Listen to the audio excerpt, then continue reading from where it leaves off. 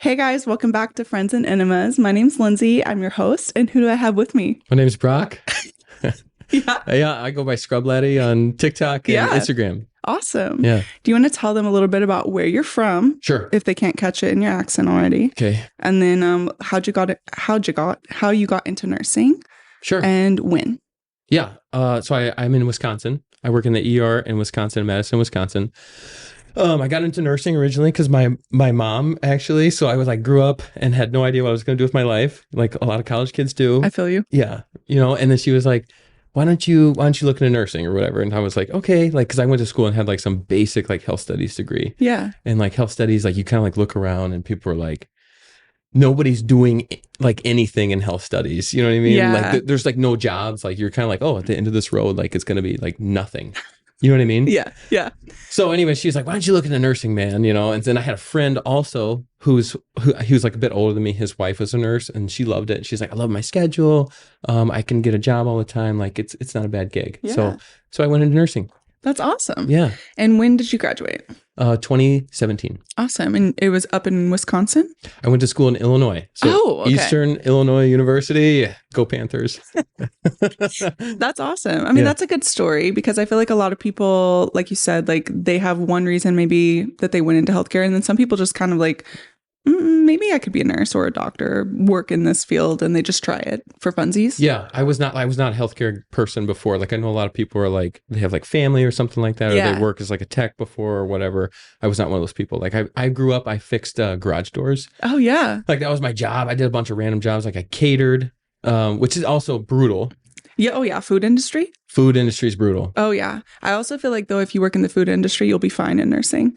That's fair. Yeah. It's a lot of like people skills and it's a lot of like physical labor, which I feel like is like, this is also just healthcare. Right. And like multitasking and like having to have a million things going on in your brain. And you're like, oh yeah, don't forget this. Don't forget this. Yeah. It's like very similar.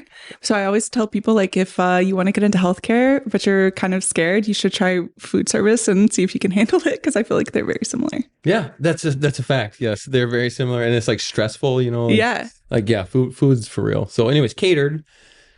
Which was fine. It was fun, but it was just catering's just not it. You're not. I mean, I made like $11 an hour. Oh yeah. Like it's not gonna pay the bills for long. No, breaking your back every day, carrying like because you'd have to like carry these huge tubs of like because you cook all the food. Yeah. And then it's like let's bring it all in or whatever. And so you're carrying like these massive like coolers. Yeah. Of like cheesy potatoes. Oh my god. They weigh like 70 pounds. Oh my god. Yeah. It's hard. Did you like sneak any food while you're there? All the time. All the time. We'd sneak food and drinks. It was it was always a blast. Oh man. Yeah. I worked at this really high-end restaurant in Tulsa, Mahogany's, if you know.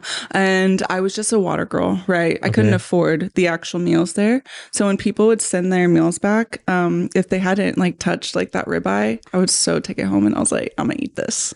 I was broke. It reminds me of Caddyshack when the dudes All of us did that though. We would like literally take it to the back and like, this doesn't look touched. This was also pre-COVID. This doesn't look touched. This doesn't look touched. And I would just come home every single night with a box of food. Yeah. But those shifts, though, they were fun. Oh, yeah. They're always fun. They're always so fun. They're so memorable, too. I'm like, I'll never forget those times, but don't want to go back. Because you're like in the grind with your coworkers. Oh, yeah. You're in the weeds at all times. Yes. Which is kind of like nursing. Oh, 100%. You kind of trauma bond together. Oh, for sure. Yeah. 100%. Yeah. I'm like so tight with my coworkers. I love them. Do all your coworkers have the accent you have? No. No, dear. No, we don't all got that accent. That was good. Okay, so why did you choose the ER? Did you start there? No, I started, my first gig ever was a night shift med-surg job. Oh. The trenches. The trenches. Yes. It's like, get out. Yeah, the trenches. It was, I have so much respect and like just mad respect. Oh, yeah. For I ER can't do nurses, or not ER, med-surg. Not ER nurses. No respect there. You guys are You're fine. all messed up. Yeah. No, med-surg is tough. It was really, really hard. That to this day. So I worked on med-surg. I did neurosurgery. I did like a really interesting like rehab job at Mayo Clinic for a while. Med-surg was the hardest job I've had to date. Wow. Yeah. I mean, I'm with you there. That's why like I can't do it. Honestly, if it was the only option, I wouldn't be a nurse. You think so? Oh, 100%. I would bounce out. Why do you think it's so hard? It's constant. Someone's constantly needing something from you and it doesn't end. And then every time for me, when I think I'm caught up and I'm ready to sit and chart, it starts over. It's like 6 patients average is what I've had. And as an ICU nurse, being used to 2 patients where like you go deeper into their care versus like broad spectrum of care. Right. Like skipping a rock. You're just like trying to like put out fires the whole time. Exactly. Yeah. Like someone's calling you on the phone while you're in a room with a patient, while a doctor needs something from you for another. It's just something going on with every single patient. Yeah. Crap on the floor or something. Yeah. Shit on the floor, on the walls, maybe. Like, and we still have to clean it up. And I'm just like, you know what? This isn't for me. It's not for the faint of heart. No, it takes a strong nurse, man, for sure. I was thinking about, I thought about this because I was thinking like, why is this so hard? I think it has to do with like acuity. Yeah. And like hospital, like how they grade acuity. So I thought about 2 scenarios. I'm gonna give you one. Ready? Okay. So you got some dude comes in the ER. His name's Rick. You know, his name's Rick. He's got chest pain. Okay. Whatever, you know, and so he's got like some ST elevation. Maybe his trope is a little elevated. He's gonna have a cardiac cath tomorrow. So they put him on cardiac. He's fine. He's chill, dude. He's like, whatever, you know, he's just there. Yeah. So that dude is going to get the same acuity score. He's going to go to cardiac, whatever. He's going to have the same acuity as like, there's this now woman. She's going to come in. She's 400 pounds. She was found at home by EMS. She lives in like a hoarder's home. She was covered in urine. You know what I mean? Kind of. And like her labs are all messed up. Yeah. You know, because she's just all out of whack. She's probably like super fluid overloaded, whatever. Yeah. She's going to go to med surg. You know, and she's probably going to be there for weeks on end because we got to find like placement for her because she can't go back home. You know, right. And those 2 people are going to have the exact same acuity from like top down. Isn't that crazy? It is crazy. And the nurse has to like deal with both of those along with 4 other patients that they all have something different happening to them too. Yeah. And you have to like keep it straight in your head so that when people ask questions, you're like, huh? I always have to look at my paper. I'm like, who? What are we talking about? Oh, I know. Yes, I'm so bad. And they're like, at that, I thought it was your patient. I'm like, it is, but I have no fucking clue what's going on. Exactly. It's too much. Yep. I'm like, well, what's your name? You know, I forget their names, man. I'd be walking in the room just like, what number? What room number? Yes. Like, hey man. Or I have like somebody like, how's it going, dude? Or bro or guy. Yeah, exactly. You know, I'm just like, oh, it's always embarrassing when like they can tell you don't remember their name and you're trying to have a peek at their bracelet without them knowing. And you're like, yes, I do that too. I'm just like, crap. They see me looking. Yeah. I know. Yeah. But honestly, like, I hope they're not mad because this is part of it. Like, do you remember your nurse's name? Probably not. You say nurse. Nurse. Right. You know. That's a good point. Patient. I don't know. People remember my name. They don't really remember my name. I'm like, that's fine. Really? No, they that's don't. funny. Not typically. You don't update your whiteboard. I don't update my white. I'm telling you. Shame on you. I think I would thrive in the ER. There's little things that ICU is just so OCD about that just irks me. And I'm like, I don't think the ED would treat me this way. Dude, I love the ER. Really? I love it. Tell us why.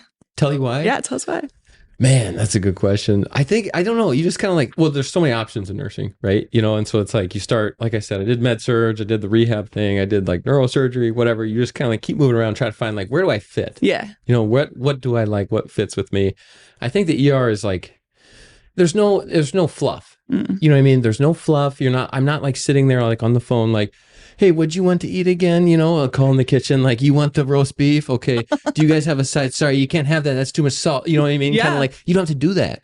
And that's the stuff I hate. You know what I mean? It's like, I want to just do like the stuff that matters for people. And that's what it feels like down there. And sure, there's a lot of BS too, you know, because people come in. But like, at the end of the day, it's like every shift you're going to have somebody come in and it's like critical. And it's like, all right, if we weren't here, they're not going to be okay. Yeah. And that's a good feeling when you go home. That's a nice way to put it, actually, because I had a new grad on, Olivia, who just moved to the ER, and she said something similar. She feels like the ER is her actually you get a problem and you get to solve it. Yeah. Even if it's, I have a headache and they need a Tylenol, you still got to check that off your list, like problem solved. Right. And I was like, damn, in the ICU, yes, problems get solved, but it like takes months sometimes. And also sometimes they don't get solved and a lot of people they pass. And so it's like daunting, I guess. It's like, it doesn't feel like I'm saving people a lot of times. Sure. You know, do you feel, but people do recover sometimes. They do, right? sometimes. That probably feels good. That's the best. And especially if they like come back, I'm like, oh, I remember that person. Yeah. Room 3. I don't remember the name, but room 3. Right. Like, but it's nice to see them come back for sure. That's cool. Yeah. I mean, that's how you know, like my work matters. And like I'm not just like, here for no reason, So you said you started in med surge. When did you get to switch to ER? I switched in April. Oh, so recently? Very recent for me. Oh, nice. It's been a new gig, yeah. Okay, are you still or nights or are you days? I work evenings now. So I work a mixture of 8s and 12s. So that's the other thing. It's like the schedule down there is just different. I didn't know there could be 8s down there. Yeah, there's 8s and 12s down there. Okay. And so it's like, because you're not just assigned rooms, at least at our hospital. We're like 30-ish beds down there. We've got like 3 trauma rooms, so we're like, I would say like we're mid-size. We're not massive. Yeah. But we're not like a tiny little like critical access somewhere, with like 4 beds. And, Could be worse. Yeah. But so it's like you've got like these flex nurses, you've got nurses that cover like rooms, and you have like trauma nurses and triage nurses. There's a lot of different roles, so the schedule is just kind of different because you got to fill all these different spots. Okay. Yeah. That's cool. Yeah. My first time floated from the ICU to the ER. I was a travel nurse. And I was excited because I was always interested in the ER, but the charge nurse came up to me, and this term isn't the same everywhere, but this was the term there. She was like, okay, you'll be first nurse.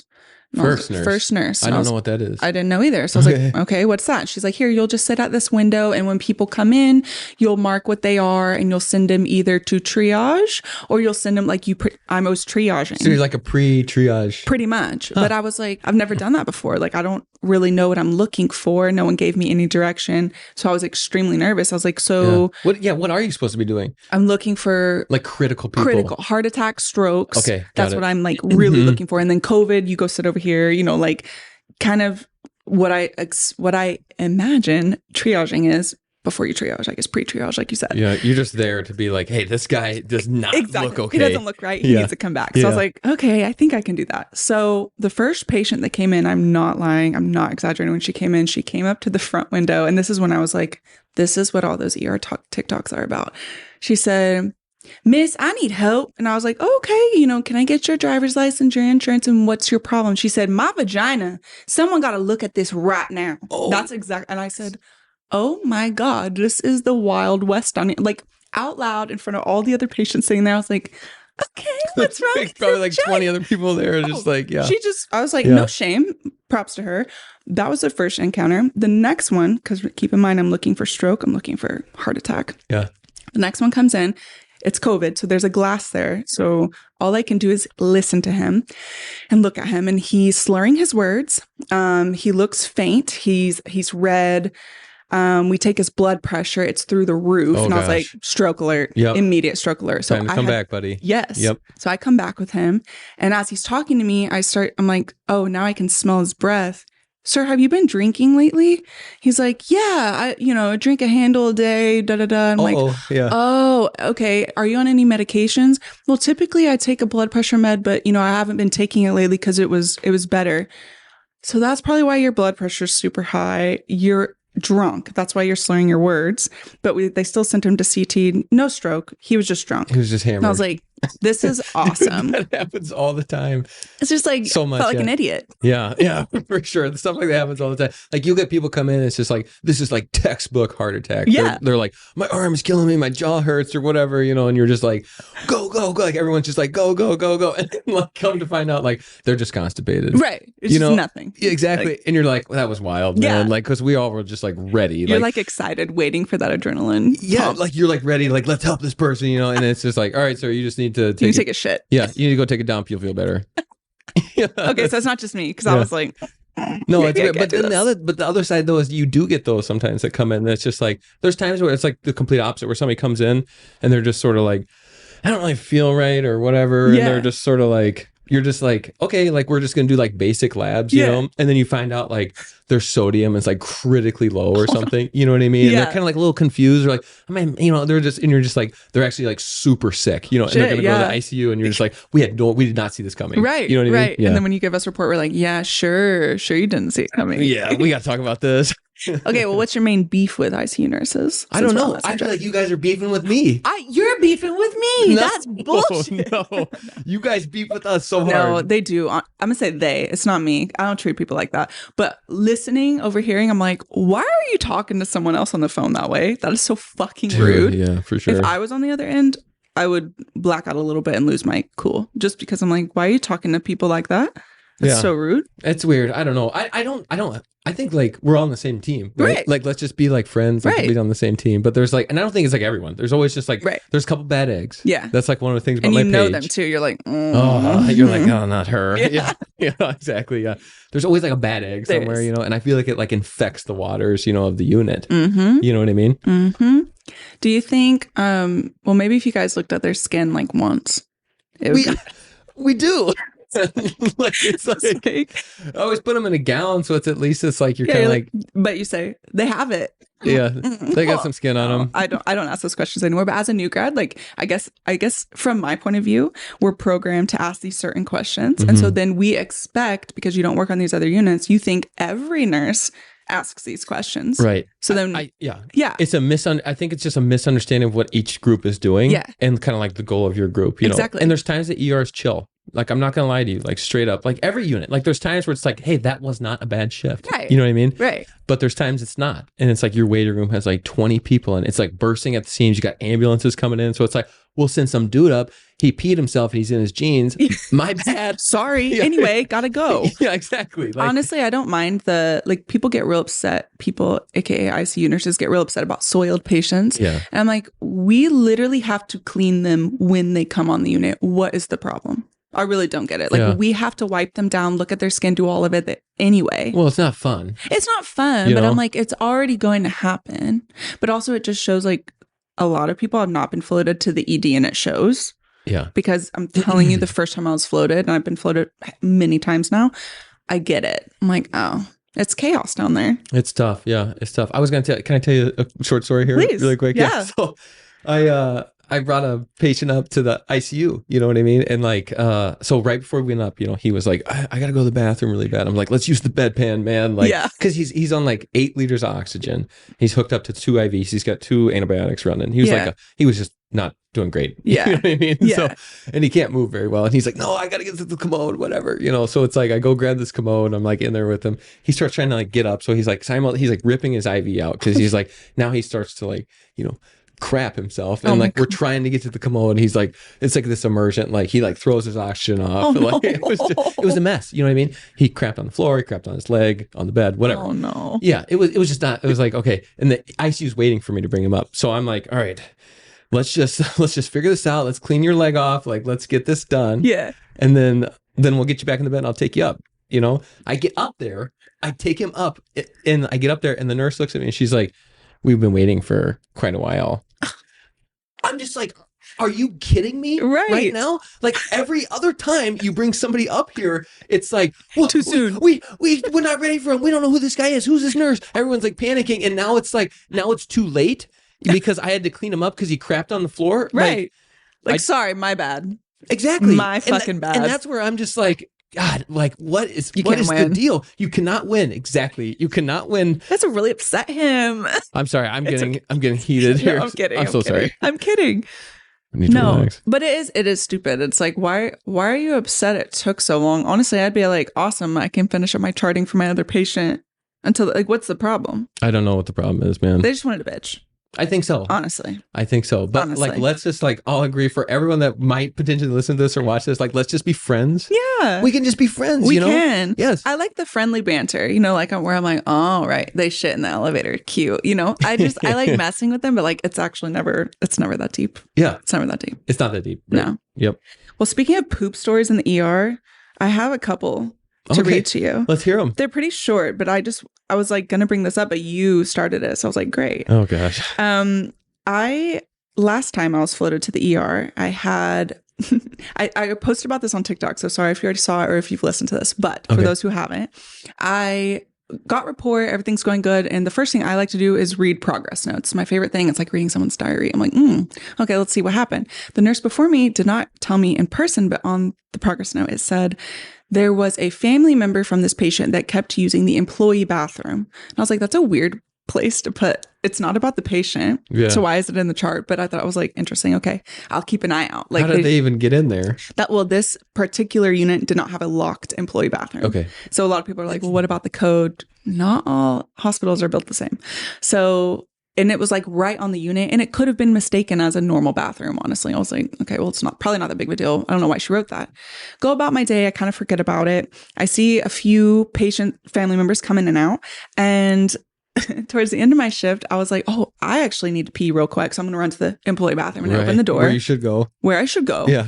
Shit everywhere. Oh, no. On the toilet, on the side of the toilet, literally dribbled all the way down over to the sink. And I was like, what the fuck? This is our only bathroom up here. What the fuck? So I had to close it, run to a different unit, come back. And I was like, okay, I'm going to go peek in my patient's room again. There was a new family member in there, and there was poop on the bottom of his pant, on his pant. And I was like, oh no, it's you. You were the one pooping everywhere. But why didn't you tell anyone? Right. Why do we just like, I'm just going to crap on the floor and then just dip. He was older. And so I felt bad for him.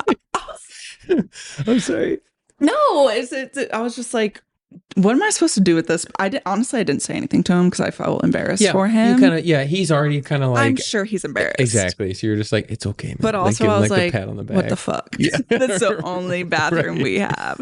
And then when you call EVS, they're like, sorry, we don't clean up bodily fluids. And I'm like, of course I'm not cleaning this shit up. Right. What the hell? Anyway, I thought that was funny because everyone has a poop story in the ER. Yeah. Oh yeah, for sure. And you just gave yours. Oh yeah.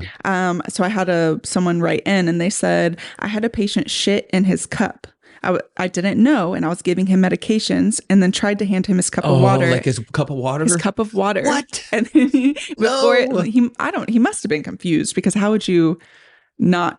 Like, I would be like, don't give me that. I don't know. He might have not been confused. Maybe he's not, because some people aren't. Some people do stuff like that. That's what I'm saying. And like, I think the general public that watches our stuff and is like, this isn't right, they don't realize so many people are alert and oriented ×4 and like chose these actions. Yes. And they don't get it. They're like, well, maybe they were confused. They weren't, though. That's the problem here. Right. That's like the reason I made my page. Right. It's like, yes, you guys don't get it. We're not talking about people who can't help it. We're talking about the people who can. Yes. And it's weird. It is weird. That is the reason I made my page. Because I got like friends in college or whatever. They're like accountants. Yeah. You know what I mean? Like, how was work today? And they're like, well, I sent some emails. I worked on a spreadsheet or some crap like that, And so if I tell you about it, I'm like, hey, this is what I did at work. It's undescribable. Right. You know what I mean? I cannot get you to understand what's going on. Unless you've been through it. Yeah, that's another thing too. It's just like, so I have a rule to myself. Like when people on the internet argue with me, I'm just like, I'm not going to go there, because I'm done trying to like try to get these people to understand this. Yeah, you shouldn't. Right. So I make the videos about it. Yeah. And then people are always like, man, that's wild. Like, is that real? I'm like, yes, that's real. And that's why people like it, because they watch it and they're like, dude, that happened to me. Yes. You know what I mean? Like this crazy scenario that you would never think would be possible happened to me. And it's like, no, that stuff happens. And that's why I make the videos. Exactly. It's more like a PSA for the general public. It's like, you probably didn't know this, but it happens all the time. Oh my gosh, it's undescribable. It is. It is. It's just like, sometimes I'm at work. I was at work like 2 days ago, and I was like sitting in like this, and I was like talking to this other guy named Jake. He's the man, by the way. Jake, you're the man. Anyway, shout out to Jake, dude. Anyways, we're like sitting back there, and we were just like, I can't believe this is our job. You know what I mean? I do. He was an engineer, and then he like switched to healthcare. Why? Because he didn't like doing like the desk work. Okay, fair. And he was like doing spreadsheets all the time, and you gotta talk to your manager, and they don't, like it's just fluff. Yeah. Honestly, that is one huge reason I decided to go into nursing, is because I didn't want a desk job. And I'm on my feet more than I would like, but I'd rather that than be sitting behind a desk personally. Me too. And that's why I think a lot of like these soft nursing positions, which are great for most people, I don't think I'd fit in with them. Right. I need to be like moving. Do you ever feel like addicted to your job? Oh, yes. I'm addicted. I'm addicted. I'm an addict. You like the chaos. Yeah, it's weird. It's like the adrenaline. The adrenaline, and you're there, and you're kind of like, but then you're not there, and you miss it. Yeah. You're like, oh man, something's wrong with me. I got to go back. I got to pick up a shift. I got to go back to the gates of hell. That's what I always call my hospital. I'm always like, this is gates of hell. Is there a story you can think of that's like I only ask you, like, as a nurse, like, we typically don't care, but people that are not healthcare workers are interested in like, what's the craziest thing you've seen, or interesting, something unexpected that you can think of? I usually just tell people like critical stuff. So my sister, she's not a nurse at all. She lives like really close to me. We're really tight. Okay. anyways, I always like just tell her stuff because she's always just like, how's it going in the ER? You know, Yeah. she has like a desk job, Yeah. you know, she's like, she's the best, but she's like, has like a desk job. And like, I just tell her like stories like, hey, yeah, this guy came in, like he's unconscious in his car. EMS brought him in. He did way too much cocaine or like, you know, just like stuff like that, you know, and like, and then she's just like sitting there, like, she's just like, I cannot believe that this is your job. You know what I mean? And I'm just like, oh yeah, you know, that's like it's like a normal day. That's like a normal day. Yeah. Man, like some dude comes in, he just did way too much cocaine and and now he's like unconscious and like, you don't like, oh, that's the other thing too. Sorry. No, don't be sorry. I was talking about like the ICU, the ER, you know what I mean? Like this is something that just drives me nuts is when I get crap from ICU nurses. Yeah. Which I don't get all the time, but sometimes we do. Because it's like, we get some dude, he comes in, we know nothing. I'm digging through his pants to get his wallet so I can get his name. Oh, yeah. You know what I mean? And so then we work him up, we intubate him, we got labs, all the stuff. Now we have answers, you know, and that's when he's going to go upstairs. Yeah. You know what I mean? And so it's just kind of like the different like dynamic of like, hey, you have the privilege now of all this lab work and, you know, he's actually breathing with this vent now, thanks to us, you know? Like, and that was us. Yeah. And that was us. And that's why he's still breathing, you know, right? You know, but you have like the luxury of like, now we can look at his demographics because you guys found his wallet and his jeans or something. You know what I mean? True. It's just like different, you know? So it's like when they ask you questions or they're mad that you did something, it's just like, just put yourself in my shoes. Yeah, absolutely. You know what I mean? Well, and like you said, you're like, what if you don't have that information? Because ICU nurses love information. Like they want to know as much as possible, but it makes sense that you're not always going to have all the information right away. Right. Clearly, like you have to find his name. You don't even have his history. You know? And sometimes it's like he's never been to this hospital before. So you're just like, and there's nobody there to tell you about him. Right. He's by himself. And so you're just like, I don't know. Exactly. This is what's happening at the moment. This is what's happening at the moment. He's not breathing. And, and he's coming to you. Exactly. So get ready. Yeah. No, that's interesting. I didn't think of it like that either. Yeah. I feel like now I really do want to kind of pick up a shift in the ER. You should, man. Come down there. I probably will. It's a good time. I probably will because it is up my alley a little bit. Just a little bit. Oh, yeah. And just back on the poop, and this is the last poop, but patient family shat in a bucket and left it in the closet. Ew. Gross. Why'd you do that? At least make it to the employee bathroom. Why would you go poop in a bucket? Why would you do that? But why? Like, I'm telling you, the craziest stuff happens in the ER. And again, like, I know a lot of people need help, but a lot of people are, I don't know. I'm like, what went through your mind to think that was a great idea? Why didn't you take the bucket with you? Why did you just find like a closet or just like, this is the spot for me? Yeah. We know it's you. You were the last one in here. That's insane. It's just strange. Yeah. It's strange. Yep. You have nice veins, by the way. Oh, yes. Yeah, dude. A lot of people notice, and I'm like, it's not a big deal. Look at that. Right here. Right, that's juicy. A good one. Yeah. Also, people, you see that hole there? Yeah. I have one on this side too. I had a nurse ask me if I was an IV drug user. And I was like, okay, no, I'm not an IV drug user. Number one, that's from plasma. Oh, what'd you get plasma? Or okay, well, I used to be a poor college student, and we would get money for donating plasma. So I just go donate. But I was like, what a strange no. Just because you see a little hole doesn't mean someone's an IV drug user. Right. Usually it's a lot more torn up than that.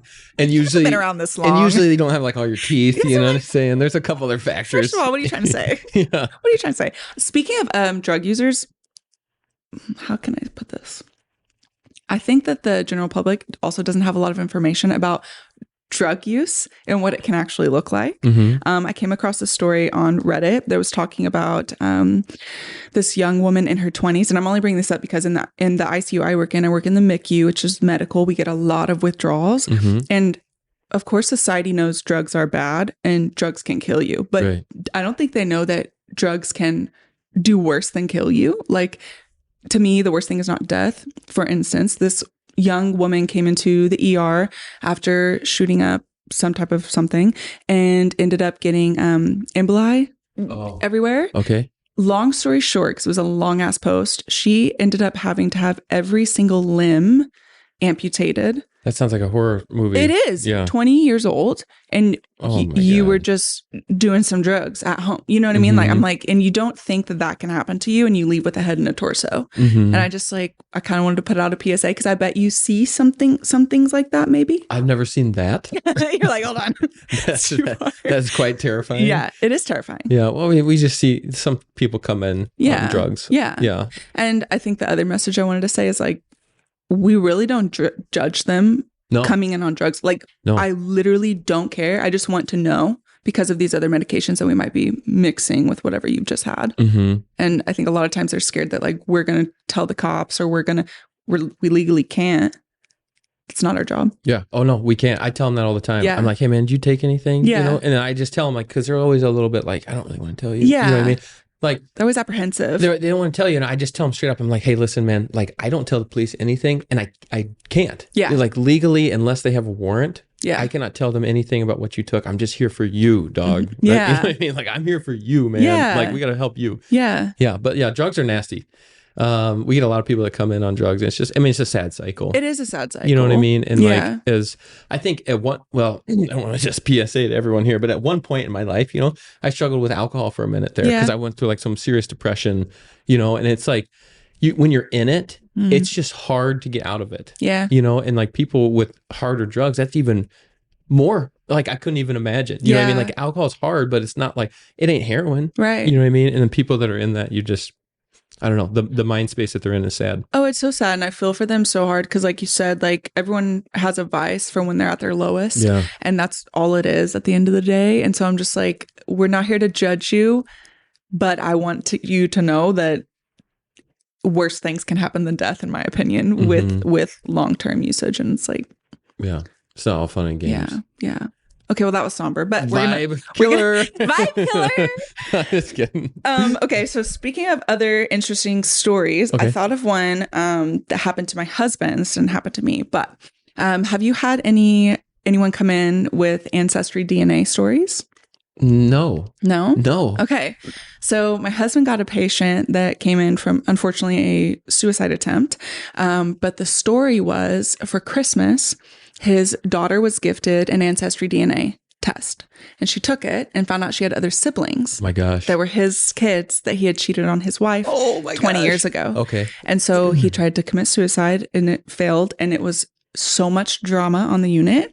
And I just remember that. And I think like now I'm like, don't gift people those unless you know exactly what's happening, because that was not only the first, but I've heard that similar story 2 or 3 times. And I was curious if you had ever seen it. No, I've never seen that, but that's hilarious. Like that's not. No, it's not funny that you try to commit suicide. It's just this situation. You're like, damn. Yes, exactly. Like, damn. Hey, I'm your brother, by the way. You know, we never met each other, but your dad banged my mom like 20 years ago. You know, like that's wild. Oh yeah, and it's also why I don't want to take an Ancestry DNA test. Why not? I definitely probably have some other siblings out there. Oh, I have like 10 siblings already. What? From different parents. Oh, wow. Yeah. And so I'm like, you know what? I don't need to meet anyone else in my life. Yeah. No more. That's a lot of kids. That's a lot of kids. Yeah. Yep. It's a lot of kids.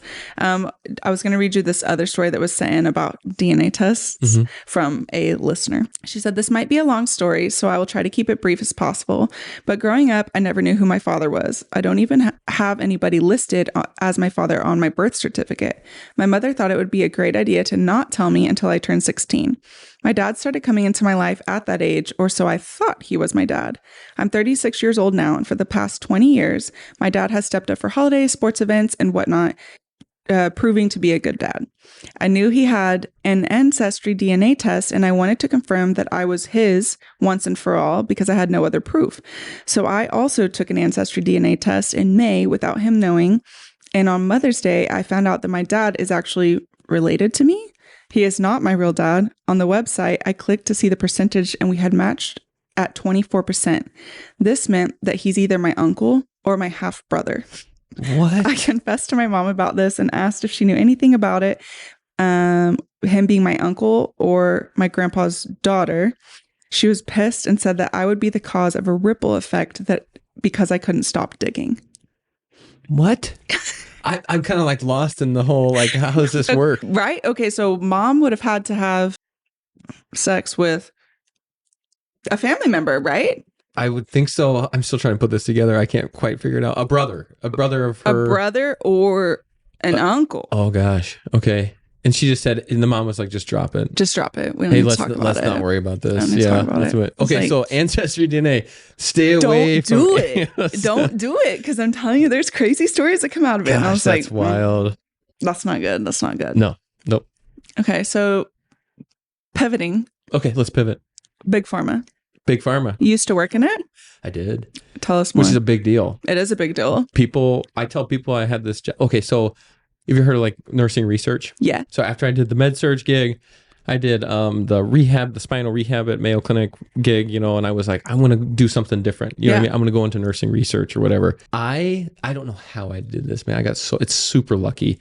I landed a job at Sorrento Therapeutics because like basically like they were trying, it was really cool science. Like science is cool. And pharma is like good and bad. I got so much to say on this. Pharma is like good and bad. Agreed. There's like evil pharma out there and it's just like, we just want money. Like we don't, you know what I mean? Let's just get They come in with that voice too. Yeah. We're here for the money. Yeah, exactly. Yeah. And then there's like good pharma where there's actually like these really amazing scientists and they're like working on things and they're so impressive. You're just like, this is incredible. Like what you're working on, you know, unfortunately there's all those like really good scientists, you know, that like they don't get like the funding that they deserve. You know what I mean? And so they're obvious. A lot of times they're underfunded essentially. But anyways, they were trying to inject people's lymph nodes, and I signed an NDA as well, so I can't like go into this too much. Oh damn! Okay. Yeah, it was pretty real, but they were trying to inject people's lymph nodes with biologics for cancer. Oh yes. So basically, like that's where your T cells are. Yeah. You know, and they're trying, you know, biologics like act on your T cells. Like that's like a really basic view of the science. Yeah. You know? So let's just like target the area with all the T cells. That's the idea. You know. Anyways, I was like helping. They contracted me to do it. And they were like, hey, we need somebody, because I was at Mayo. They're like, we need somebody to like teach these nurses how to do this, how the doctors do it. I was just like, I responded on LinkedIn. I was like, I'll do it. I'm your guy. Oh my God. Yeah. So then they flew me out to Georgia and then like trained me how to do this thing, which was it's like freaking complicated. Yeah. And I was like, I can't believe I'm doing this. So then I would go back to Mayo Clinic and I would just randomly like go in for these injections. I'd be there with the nursing staff, whatever. That turned into a full-time job with the pharma company. Yeah. And so it's wild. I like Henry G was his name. He owned Sorrento Therapeutics. Like this dude is like a massive multimillionaire. He called me on the phone for an interview, and I'm just like I was like at work. And I'm like, hey Henry, man, I'm sorry. Like I gotta go do my job. You know, it's really a pleasure to meet you, but you know, please hire me. Bye. You know what I mean? Yeah. Anyways, it was cool. I don't know where I'm going with this, but like it was cool. I think the thing I took away is just the disconnect between people that work in a hospital every day and the people that make decisions for hospitals like pharma companies. Yeah. And how it's like they don't understand what's going on inside those doors. And I was kind of like bridging the gap. Yeah. You know, like trying to help them because they like the dudes that were above me never worked in a hospital. You know what I mean? Yeah. And so they're like, we want to run this injection. We want them to do this and take this picture. And like, we want these vital signs at this time point, all these things, because that's how research works, because you have to have like all this data that you can present to the FDA. Sure. And say, this is safe or whatever, blah, blah, blah, you know? And basically I would just tell them like, this is completely irrational. Mm-hmm. The nursing staff here cannot do this. Yeah. Like we can't do this the way you want it to be done just because it's impossible. Yeah. But anyways, it's just interesting. But did they listen to you? Sometimes. That's what's frustrating because I've always wondered, you know, who's working in admin or these other companies that help with healthcare or harm admin. Fuck them. Just kidding. Just kidding. I'm down. But a lot of times, like it's these people who have never worked bedside, like you said. Yes. And so it's like you don't know how the culture works, but yet you're trying to make like rules in it, and it's like exactly you don't. Do you go here? You don't. You don't know, right? You don't know how the culture works. And you're making all these decisions, and you're deciding, like the whole like gritting thing. This is how many nurses we need for this unit at this time. Right? It's like, really? How do you know? You're right, exactly. So it's like, how do these rules come into place in the first place? They should have someone work from bedside working there. Like that should be a soft nursing job, I would say, like away from bedside. That you have to have a nurse, so that you understand the culture. Right. But they only listen to you sometimes. What do you think about CNOs? I feel like I don't like them. No, of course we don't like them. I mean, because once again, I think I have I've only met a few of them in person, but every time they're in a suit and tie, right? They're walking around like in their nice, it's always a man. That's who it is. They're always walking around. Really? It's always a dude? That's what I've seen. That's not what I've seen. Really? Yeah. See women? Are they in heels? Yeah. Yeah. Oh, see? Yeah. They're in their boss lady outfits. They're in their boss outfits. Yeah. But they walk around the unit and they're like kind of pointing out things that need to be done when they've never fucking stepped foot on a unit before. Exactly. I'm like, absolutely not. Get the fuck out. Mm-hmm. Like also like Jayco, who made the rule that we can't have water at our desk? It's ridiculous. Fuck off. Right. It's stupid. Yeah. I just watched that video by that one guy. He was talking about Jayco. I think his name's like Presso or whatever. Yeah. You know him. Anyway, he's talking about Jayco. And I totally agree. It's like, why? Like, Who are they, for one? For one. And then B, why do we care what they think? You know what I mean? Is it funding? Right. Do you know? For sure. I think it's funding. Okay. I think everything in the hospital boils back down to funding. JACO, things like that. So like if they tick things off that like this unit isn't performing here, then maybe they don't get a bonus. That's the same. Who's the bonus going to? It ain't going to me. It ain't going to us. Exactly. But Where's the here's bonus some go? tea. Okay. And managers will get mad at me for this because this doesn't happen everywhere. Just say it. But it can happen. Yeah. At one of the last contracts I worked on this tele unit, right? The manager was awful. Absolutely hated her guts. Could not stand her. One of the new grads came to me and told me a story that a patient had thrown his tele box at her head, at the nurse's head, right? Broke the tele box. She presented it to her manager, was like, hey, this is broken. So sorry, da-da-da. The manager said it was going to come out of her paycheck for the next X amount of times. Because the patient broke it. By being aggressive? By being aggressive. Oh my gosh. By physically assaulting the nurse. And she was like, well, that cost $10,000. Where do you think it's going to come from? It's going to come from the bonus on the unit. So you're not going to get a bonus. It's right. What it boils down to is coming out of that manager's paycheck. Oh. Or like bonus that is at the end of the year. Sketchy. It is sketchy. A couple things to say about that. Yeah. One, that's sketchy and that sucks. Secondly, why is hospital equipment so freaking expensive? Exactly. Like our phones in the ER, like they're like the most basic, like little Nokias or whatever. You know? Yeah. Our manager's like, yeah, those cost like $5,000. I'm just like, what? Exactly. It's a scam. How does this cost $5,000? This thing is like the most basic piece of crap shit. phone ever. Like the batteries My are falling iPhone out. doesn't cost $5,000. How does that cost $5,000? Exactly. And the iPhone is like 100 times more complicated. Yeah. But that's kind of like, that's pharma too, because that's biotech, or not. That's technically has to be FDA regulated. Right. You know what I mean? To be in the hospital. At least I believe so. I don't know if the phones, but obviously like all your vents and stuff like that is. Yeah. And as soon as it has to be FDA regulated like that, the price just skyrockets. I told you, like, we just talked to a company named Firefly, and I don't know if this is for everything, but with his medical device, it does have to go through so many testing and rounds of whatnot, I wonder if the phones do, because like they could be an infection risk. So like, I'm sure that they have to go through certain things, like who cares? Like, why is it $5,000? It's just a phone. It's so stupid. It is. They might have to be. I don't know. I mean, I don't know who's testing. I mean, our phones are beat to shit. Like they like cracks all over them. You know what I mean? Like some of the screens are just destroyed. So I don't really know like who's like, how is this? Like who's like regulating these here? For sure. Does anybody care? But like I want to see who is what are the people called that do like business finances? Is it a CPA? Or like like a bookkeeper. Yeah. I want to see that shit. Because like I do too. I don't believe it. I would love to see that. I think that all the time. Yeah. I want to see like the books. I want to see how much money we're making. I want to see where it's going. I want to see who's like, you got to be stealing money, I feel like, because there's just no way a stupid Nokia, I know what phones you're talking about, would be $5,000. Just like I think the first time I realized hospitals were businesses over helping people, like profit over patient, was I was a new grad and a patient presented me with their itemized bill. I had anything to do with it. But the main thing I saw was the Carmex from the pharmacy that we ordered for them. Carmex was $75. Oh my gosh. And I was like, why? Why? Exactly. Why? Exactly. Like, who's doing that? I think like the phone thing, it's like I think some dude out there basically they like pitch their story.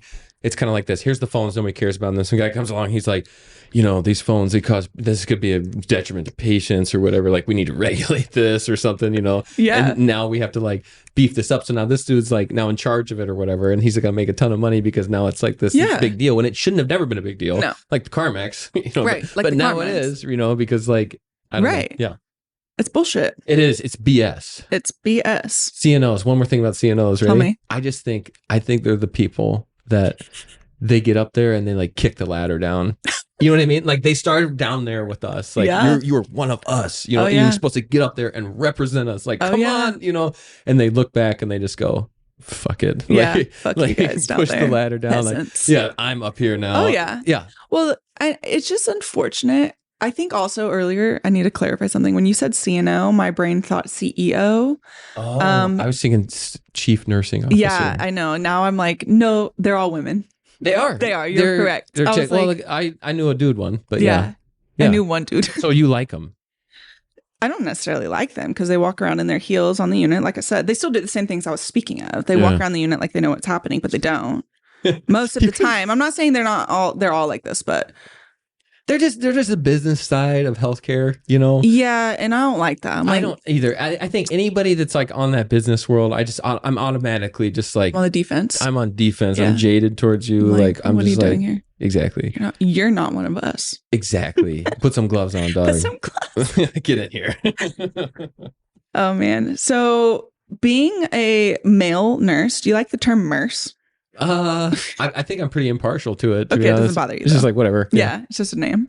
Yeah. Is your role different compared to your female coworkers, do you think? I think this is kind of a dicey topic because I don't want to say something like offends people. I don't think you will. Okay. I don't know you very well though, so maybe you will. I don't think I will either. I don't know, but like I think like just like there's like some common sense things. Sure. That's like if there's a guy that's kind of creepy. Sure. You know, or he's aggressive, like male, I'll take him. Yeah. You know, and I will deal with that guy. Yeah. You know, it's not because like the women are on a unit can't. Right. You know, I think it just works better that way. I prefer that. Yeah. Like, please. Yeah. So we'll take those people. I think being a male, I mean, I lift a lot of people out of cars. Yeah. I do that a lot. Because you're a guy. So people come and get you, right? Yeah, they're like, "Hey, man, this guy, like, we got to get him out of his car." Can you break your back, please? I don't want to break mine. Yes, yeah. There's the amount of people that just get deadlifted in the ER is insane. It's insane, you know. And I'm telling you, like, I just don't know this life. We don't have like ceiling lifts. We have like a room, and it's like this is the ceiling lift room or whatever, you know. But it's like there's one, yeah. You know, there's one. There's like no Hoyer around, so it's just like, it'll just be like, hey, this guy's coming in. He's in a wheelchair. He's 400 pounds. He's got 2 bilateral BKAs. You know what I mean? Now we got to put him in a bed. He's not going to be able to help you at all. Yeah, exactly. So it's just like, Chris, you know, Ben, hey, man, we're going to go in there and we're just going to lift this guy up into his chair. And then that's what we do, man. I did that just the other day. It was just like twice. The last shift I worked, I did that twice with 2 different people. That sucks. So that's like being a nurse, I guess, is like people just go, hey, get in there, man. Yeah. You know, and it's just Can you help me pull a patient up? Yeah. Can you turn? Yeah. Yeah. But I don't know. It doesn't bother me. It's kind of fun. Yeah. No, I asked because my husband's a nurse too. And I've asked him these questions before too. And he always has like, he's like, it's not that I don't mind helping, but it's interesting how it's always me that they're coming to do like the heavy lifting. Right. Oh, that's it. Sorry. That's the doctor thing.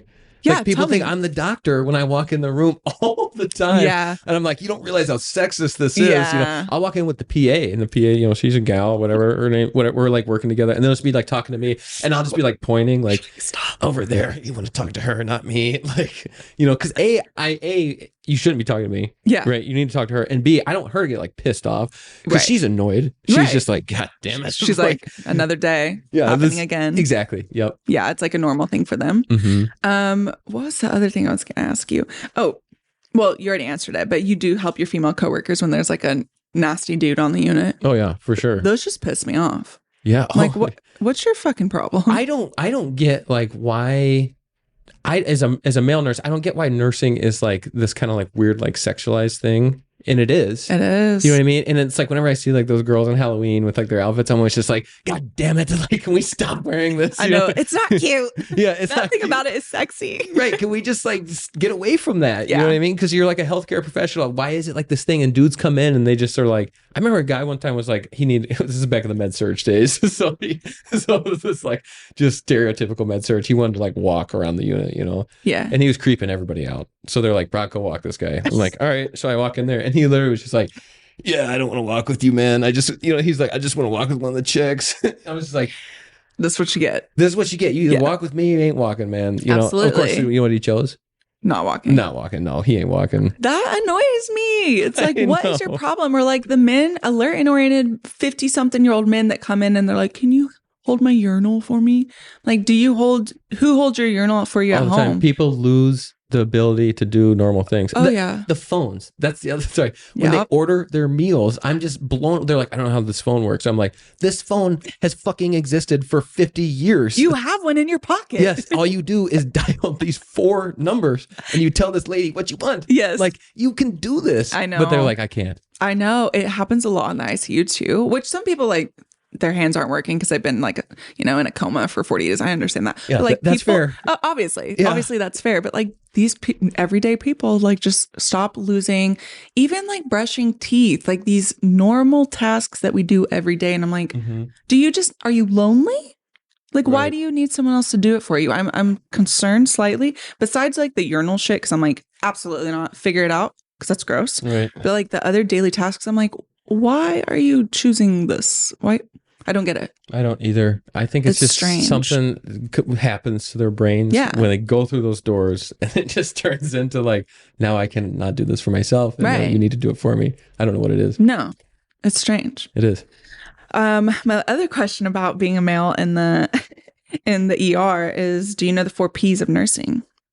The 4 P's of Yeah. nursing? Yeah, and mostly in the ER, 4 P's. Police. Oh, Yeah. that thing. Yeah, of course. Is it real? Like, what part's real? Can you be more Like, specific? you're like, wait, I need help. Yeah, I do. Okay, so the 4 P's of nursing, if you don't know, are physicians, police, paramedics, and firefighters. You know, Right. Put a P in front of it. PH. Also, some people say security as well. Okay. So, do the nurses have crushes on any of the 4 or 5 P's? Oh, yeah, it's definitely a thing. It's always a thing. You kidding me? Well, I'm not down there. I just hear about it. I'm like, oh, interesting. You know, we don't see them. We're up in the ICU. It's a thing for sure. It's a thing. Do they have like, you're like, oh, so and so's coming in. Hey, your guy's here. Not quite to that point. It's a little bit more secretive than that, you know. But it's more so like, I mean, I just know a lot of the female nurses I work with down there at some point dated a paramedic or a firefighter or something. They've all like dated at some point, and like, I don't really know. Those relationships don't ever seem to work out. It's weird though. You think that they would work out because they don't. But it's like I'm telling you right now, they don't. They don't work out. Yeah, and like I don't know what it is. I think it's the type of people, you know. And like I'm not gonna lie to you, man. Like I know some paramedics, and I know some chicks that date them, and it turns out like, hey, man, the paramedic guy was actually banging like eight people, you know. And so it's just like. That's the culture there. Yeah. And it's not just that one dude. Like that's like the culture. I'm sorry. I'm sorry, paramedics and firefighters out there, but he's ratting you out. You all got somebody in your whatever shop or whatever that's doing that. Yeah. You know? Yeah. That's kind of fucked up though. Well, only if they're in a relationship, because the ones I know of have spouses at home, and I'm like, what the fuck are you doing? You know some? I know 2. And they're like hitting on you? Not me. I'm in the ICU. It's stories that I hear from the ER nurses that I know. Yeah. And like they're going bold with their wedding ring on, and like they have a wife at home, and you're like, wow. But sometimes it's the culture. Yeah, I just think it's the culture down there. I mean, the security thing is true too. Like the other day, like, you know, there's like this one, I'm not going to name drop or anything, but we're like in like this critical situation, you know, we're trying to get stuff done. I look over and she's just like talking to the security guy. I'm just like, girl, what are you doing? Like, get in here. You know? We need you. Yeah, exactly. You know, you can look at people and you can tell they're You're like, they're talking. Yeah. You know what I mean? They're kind of like, yeah, exactly. And you're just like, girl, get in here. Like, cut that out. Like, we got shit to do. Yeah. Do you think that healthcare workers should date other healthcare workers or any of the 4 Ps? No, 100%. They need to date each other. Yeah, okay. They need to date each other. Yes. Like, I'm married. Yeah. My wife is a nurse. Yeah. And like, I cannot imagine dating a not nurse. Right. Like my friends, I tell you about when they're like accountants, like, oh man, work was so hard this week. You know, I had to send like 6 emails or whatever. Right. You know, and it's just like, they just don't get it. No, they don't. And so it's like when I come home and I'm just like, you know, I'll be honest, like sometimes it's sad. Yeah. And absolutely. like you come home and you're like, oh, man, this dude died. Like I just like, I'm sad. Yeah. You know what I mean? And I'm probably not going to be okay for like a day and a half. Yeah. And like she gets it. Yeah, she does. Yeah. She gets it. I think that I brought it up because there's like this was a year or 2 ago, but I remember this post went viral from someone saying like, I'm a nurse and I don't think that nurses should date other healthcare workers. And I was like, I mean, I'm married to also a nurse. And so I was like, how would you immerse? How would conversations go at home though? Because you're right. Like my friends that don't work in healthcare, they don't have a clue what I'm speaking about. No, they don't. They're like, and they never will. What? And we need to just stop trying. We just need to stop trying because they don't get it. And so it's like, or they're like, but you only work 3 days a week. It's not that hard. And I'm like, okay. I'm gonna punch you. Yeah. But yeah, with the 3-day a week thing drives me nuts too. Because like I'll talk to my friends at work and it's like, what do you do for your 3 days? And they just do nothing because they're so exhausted. Yeah, absolutely. You know? They're like recovering. Yeah, pretty much. Like I'm so exhausted. I just like do nothing and then I go back to work. Yeah. You know, so it's like something about this shift is unreal. You saw something on Reddit about that, like. Some dude was like complaining about how much nurses complain. Yeah, that resonated. You know? Yeah. Yeah, a resident. It was a resident. I was like, sit down. Right. That's so rude. That is so rude. Like, I don't shit on residents because I know that their life's hard. Yeah. It's hard. I know it's hard. Sure. I know they get paid shit. I know they work way too many hours, but it doesn't mean our life is not hard in a different way. Right. So I'm like, shut the fuck up. Yeah, being a nurse is super hard. Yeah. It's a very hard. That's the first thing I learned when I was, after the catering and the fixing garage doors. You go in to be a nurse, you're like, this is incredibly difficult. Right. And it's not just the physical side. There's like this mental side to it. That's like, there's so much going on and there's so much stuff in your head all the time. It's hard to explain. Yeah. It's so fast. You know what I mean? Oh, yeah. It's happening the whole time. Also emotionally, like you said, you can go home and thankfully you have someone to vent to. But I do wonder about these people who aren't married or with their spouses are not healthcare workers. And so they go home to try to vent, but they don't get it. So like, how do you fully vent without someone understanding what you're saying? It's probably you just go drink some alcohol or something. Go cry in the shower. Yeah, exactly. Because like it just wouldn't work for me. So yeah, I also say, no, you should date each other because you guys are even like first responders. I get why first responders date nurses. Makes sense. They get it. Yeah. Yeah. I think that we should date each other. I think it's just the relationships are going to be dicey. Yeah. You know what I mean? But I think if we all just have like this mutual understanding, it's like, man, we live in this high stress environment. Like we're not normal people. Yeah. Like, so when we date each other, it's going to be a little dicey at times. And like, we're not normal people. Like nobody in the ER is a normal person. I don't think really not. No, I don't think you're a normal person either, but we all have got issues. Yeah. And I'm like, I got issues. I've heard your other podcasts. You talk about the issues you've had. Like I got issues. Like we all have issues to some degree. And for some reason, like we all just find ourselves in this field. So it's like the relationships are maybe going to be a little bit different. Yeah. I don't know. Yeah. It just works. Yeah, it works. Well, apparently you want to interview me. I was going to just ask you some questions. Yeah, ask me some questions. How do you feel about the nursing culture right now? I think culture is such a big deal in nursing. Yeah. What do you think about it? It's like a big question, so hopefully I can answer it. That is a big question. Sorry, you want me to clarify? No, I think I know. Like, is it good? Is it bad? Like, how do I think it's going? And do you think it's going in a good direction or not a good direction? So I think social media has made it better. Okay. Personally, just because it's getting our real life stories and scenarios and things that we go through out there. Because if you look back to nursing school, they didn't prepare you for a real life world. No. It's very book world. And if everything was a perfect world, but it's not realistic. Right. So I like social media because it helps these new grads understand like this is a hard job and I'm never going to sugarcoat that. Right. However, when people say, well, what would you choose if you could go back in time? I would still choose nursing. Me too. 100%. The hours, absolutely. 36 hours a week for full time. The opportunity to pick up overtime is typically there. Travel nursing, love it. Yeah. Oh, you're a traveler. That's right. I was a traveler. Yeah. The opportunity within bedside, outside of bedside, there's just so much opportunity that, in my opinion, it's a great field. But the culture can also be toxic. Yeah. But I feel like it's getting better with like fresh nurses coming in and being like, I'm not dealing with that. I do too. Yeah. That's why the character I have with my voice is the Barb character. Yes.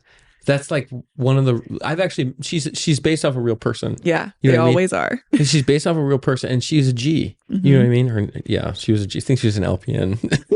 But she probably knew her shit. She knew her shit, man. She'd been working on that for like 40 years. Yeah. You know what I mean? And it's kind of like this ode to like, this is what nursing could look like. You know what I mean? Yeah. And she was that. This is what nursing could look like, but unfortunately it doesn't. Yeah. Because like a lot of like people like to eat their own, and I don't really know why that's a thing. Yeah. They're young, yeah. But I do agree with you, as I think it's like more people are watching social media and like younger nurses are coming in. We're going, why are we doing this? Yeah. You know what I mean? I know. And like, why would you eat your young? In my opinion, I have no clue. No one can learn in a hostile environment. And like, you said something earlier, like all of us are dealing with stuff before our job, before nursing school. We all have probably had something happen in our life that brought us here. And so it's like, why would you just be a total asshole to someone when you know nothing about them? Right. And like how they respond and react to things. I could never imagine being so shitty to a student nurse or a new grad. Right. Because they don't know. Right. That's what they're there for. I was a student nurse, and this chick was so shitty to me when I was a student nurse one time. And you'll never forget her. I will never forget her. What did she do? Do you remember? Just awful stuff. Yeah. You know, like it was like I was a brand new, you know, I'm in there. I was like it was like my first clinical ever. So we're getting like our CNA license like through the clinical. Yeah. You know what I mean? So I hadn't worked in a hospital before. So I'm like fresh, and I'm like in some like either a PCU or an ICU. I'm not really sure. Some dude's like intubated. He's got cords everywhere, and we're like supposed to be giving him a bed bath. Yeah. She's like, have you never done a bed bath before? Do you know what's going on? Because I just kind of was like standing there, sort of like, what am I supposed to do? You know? And I was just like, you're like, no, I haven't. I just told her, I said, I'm overwhelmed by all these cords and lines in this guy. Yeah. You know what I mean? Like, I don't know. And then the same day, she was like, she asked me about amiodarone, which I still remember this day. I'm like, I know what amio is now because of you. Oh. But she like asked me about amiodarone. She's like, you know what that's for? And I was just like, no. And she's like, aren't you supposed to carry like some book with you and like look it up? And I'm just like, Google exists. Right. It's just like, no, we're not carrying books around. Like, Are you stupid? No. I don't have like a little like med book. Little pocket book. Exactly. You know, she just why treat someone like that? Like, did you learn? I guess you don't. You did remember the amiodarone now. Yeah, I learned about amiodarone real quick. Never forget amio. But it's like, it probably didn't build your confidence by any means. No, it was off. I remember leaving that day just like, I was like, I hate this place. Yeah. You know? When I was a student nurse, I remember same thing. I was on a med surg unit, and, you know, you get there for their huddle and you can just tell that they fucking hate you. And you're like, yes, great, I'm going to be here for 12 hours. And they just tell you right in front of your face, oh my gosh, I have to have the student today. Exactly. You're like, what? And like, they're sighing, huffing and puffing like you're not right next to them. And you're like, great. They also treat you, what's the word? Infantilize? Like they treat you like a child when you're a full-grown fucking adult. Yeah. I think that's so rude. Oh, you got your little pen with you? Yeah. Like, stuff like that. I'm like, I'm an adult. Yeah. Do you speak to any other adult like that? You don't. Right. It's just crazy. I remember I would go off and study. Like I would literally leave the unit. If they were being hateful, I was like, fuck this. I'm not sitting around for this. I would leave. And my instructor found me one day and she's like, what are you doing? That's awesome that you did that. Luckily, I was okay. I mean, I could have been kicked out, but I was like, I'm not going to sit there and be treated like shit for 12 hours. Like I'd rather just be studying. And she was like, honestly, okay. You know, for today only. Fair enough, you can't do it again. But I was like, I just would never treat someone like that.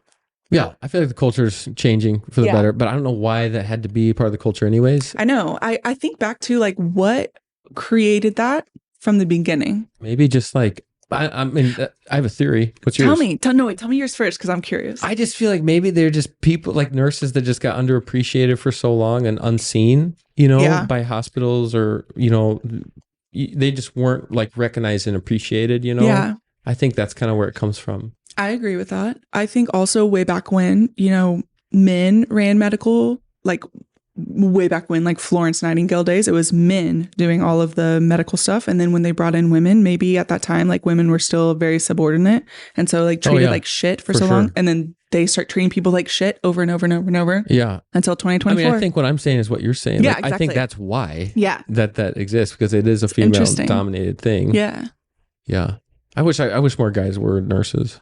I was going to ask you that actually. I forgot. Yeah. Like, do you think it'd benefit nursing with more men 100% sprinkled in? 100%. Yeah. You know, like we were talking about earlier, like the sexist stuff, like it still exists. Yeah. You know, like when I walk into a room and the patient automatically thinks I'm a doctor, like there's still this thing going around where you don't think that the girl next to me is not the doctor. You know what I mean? Like, and I think just like more men in the role would help that. You know what I mean? Because then it becomes more like, oh, this isn't just a female thing. Right. You know, and the females can be doctors.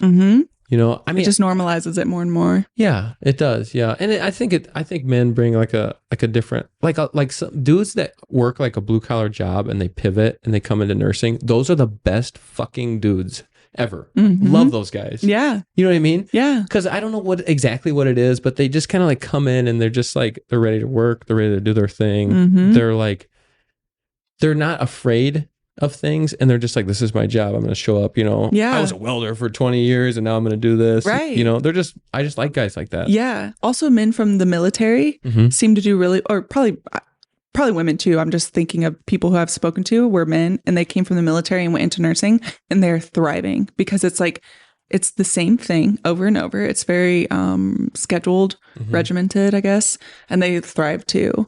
My husband actually just told me this morning about an article that was saying more men are coming into nursing from blue collar jobs. I read the same thing. Oh, where did I see that? Where'd you see that? Because that's interesting. You said the same thing. Yeah, it's like a thing. Yeah, it's like happening. Yeah, and I didn't really read the whole thing. I'm not really sure why it's happening. Right, probably because the too. pay is nice. You know what I mean? Like, I'm sure like you're getting paid, your hours are probably a little bit better. You know, but it's a good culture shift, I think, for everybody. I think so too. Yeah, and again, with more people coming in and like just demanding better. It will have to change. Otherwise, it will crash. What do you mean demanding better? Demanding like, don't treat me like that. Don't talk to me like that. We're a team. Yeah. You know, like this whole, even doctors over nurses, you're not over me. We're a team. You're not my boss. Right. We're a team.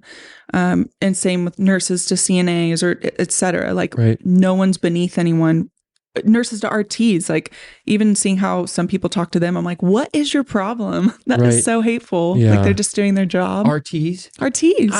I love RT. I was scared. You was like, I love them. I love RT, dude. I feel like they're the most underappreciated person in the whole hospital. Man, when RT is there, I am pumped. I'm just like, we got them. We're down. Yeah. You know what I mean? We're going to RSI this guy. Like, let's do it. I love RT. I do too. And they always save my ass, especially in the ICU. I don't know shit about that ventilator. Exactly. I know about like two things. Me neither. Anything else, I'm like, can you come help me? I know. And then like, what's the settings? And I'm like, whoa, settings? You know what I mean? Like, oh God. What do you want me to say? You know? Yeah. What other questions do you have for me? Oh, that's a good question. That is a good question. Sorry. That is a good question. I was going to ask you what are your like goals or like through your like social media and stuff? What do you have like a overarching, like, this is what I want people to get out of this? Like, it's not just humor. It's kind of like a combination of humor and educational. You know what I mean? What are you trying to get? I think the reason I started it at the beginning was because I felt like nurses were misunderstood. You know, we're supposed to be like, especially, I guess because it's female dominated, we're very much looked at as like, you should be nurturing at all times and sweet and da-da-da. And while that's true in a sense, like you should be caring. Most people that work in nursing like are caring. It doesn't mean you had to have a passion way back when to go into it. It doesn't mean you're a bad nurse if you weren't passionate about it, because like caring for people is the easiest part of the job, in my opinion. Like that comes naturally. Can I jump in really quick? Yeah, of course. I kind of hate that stuff. Yeah. Because I think like my role is to deliver, this is what I tell myself, I deliver high quality medical care. Yes. That is what I do. Yeah. You know what I mean? And like some of the stuff that's like, you're not a very caring nurse. And it's like, you're just trying to manipulate me into like, I don't know, all kinds of stuff. Because people, you know, it turns into like this like manipulation game. They're like, you're not very caring. And it's just like, that's not really my job. It's not to just get you ice chips for you to watch melt. Exactly. You know? Exactly. Well, and I also think of like attorneys. Attorneys are very like male dominated, and they're there to help people too, but they're not told you need to be caring about these people. They're told, no, you need to do your job. And I'm like, this is part of our job. And sometimes it comes across very flat. Sometimes it comes across because we're doing so many things. Sorry, this is a long rant. The whole point of it is showing our life realistically as a nurse. That's what I want to get out there to the general public specifically. I would love them to know more about what we do. Yeah. And me if, too. you know, sometimes it comes across really harsh to them, but it's just true. Yeah, for sure. And like, I feel like we do care about people. Of course we do. You care about people. That's why you did the job. Like, obviously I don't want this guy to die. Right. You know what I mean? And that's why I'm doing my job. Right. You know, and so there is like that side of it, but it's also just like I'm not here like the Florence Nightingale I'm not stuff. a martyr. Yeah. I'm here to just deliver high quality medical care. Right. That's what I take. Right. Yeah. And I obviously hope the best. But a lot of times the shit we have to deal with in ER and ICU specifically, it's a lot of shitty stuff. Yeah, it is. So like obviously our humor is going to be dark. That's, you know, totally. That's I have dark humor. That's another thing. When you see it all the time, it changes you. It changes your brain. Yep.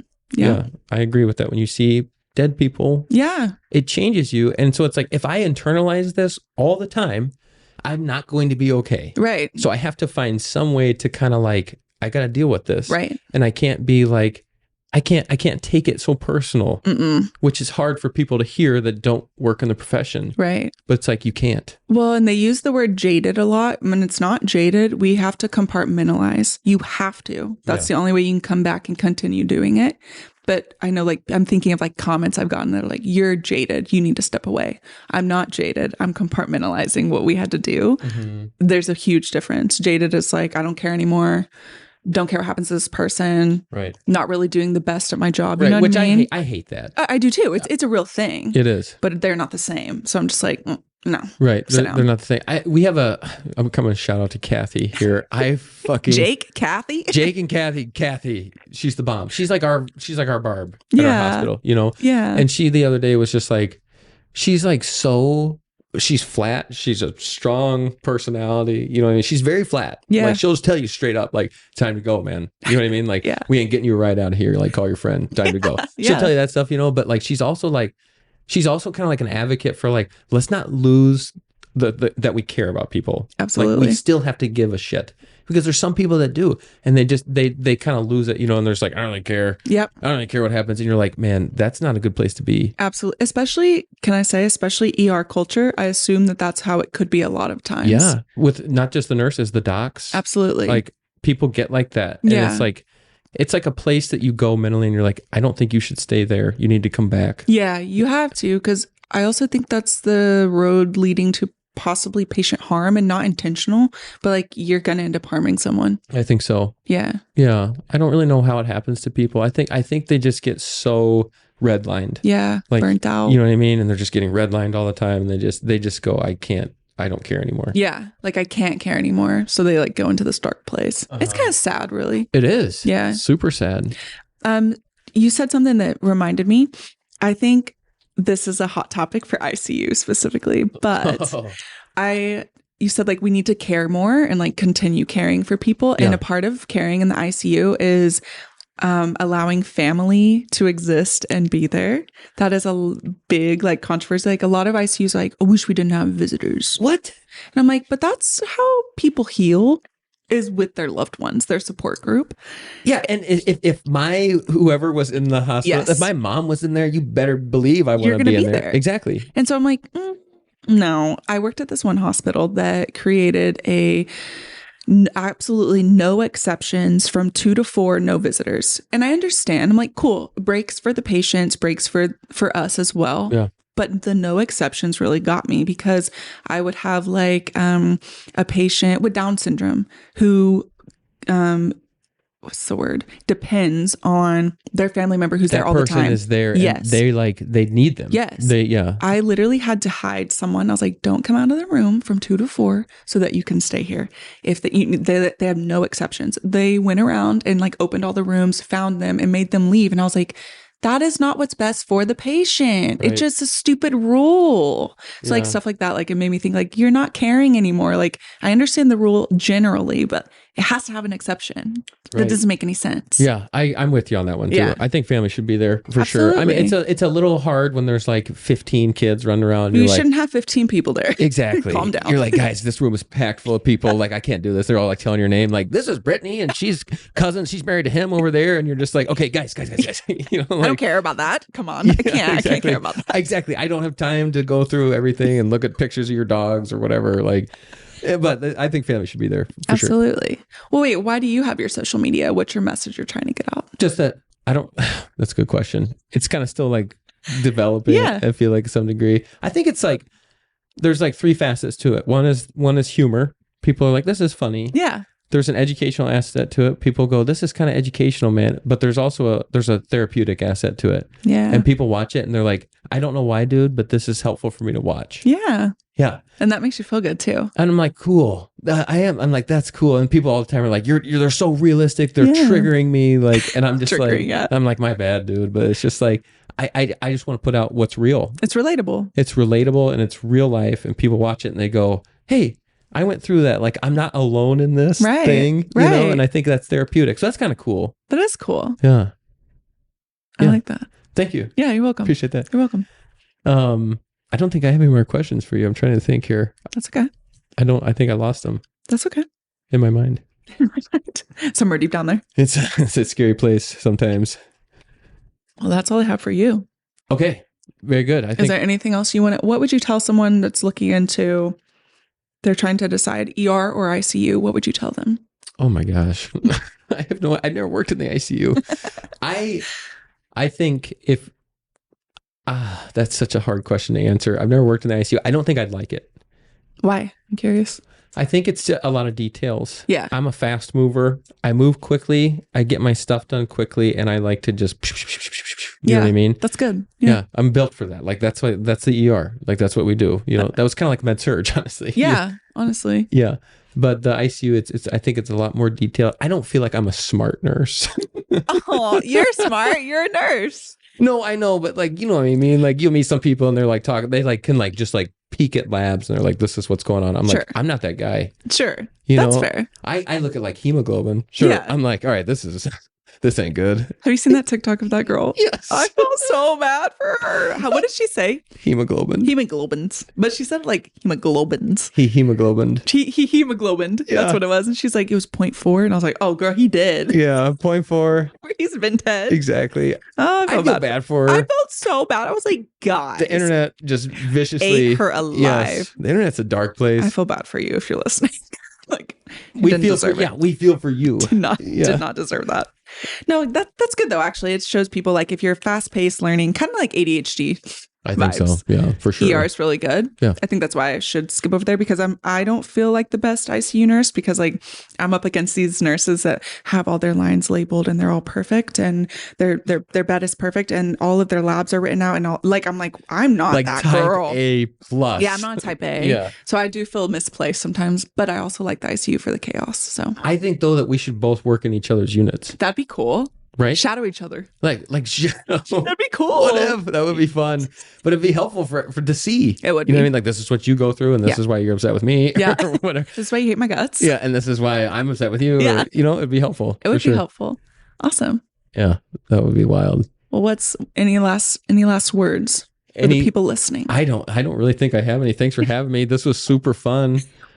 I could just chat all day, but I'm a chatty guy. No, you're good. This was really good. This was fun. You're easy to talk to. Cool. Get Good. your own podcast. Whatever. Where can everyone find you? I'm just on TikTok and I'm on Instagram. Scrub Laddie. Scrub Laddie with an L. Some people think it's daddy. Scrub Daddy. It's not daddy. It's I'm not the just sponge. I'm just a laddie. Yes. Not a daddy. All right, guys. The links to his socials will be in the description. And thank you so much. Appreciate Thanks for it. being here. Yeah, of course. All right. Bye, guys.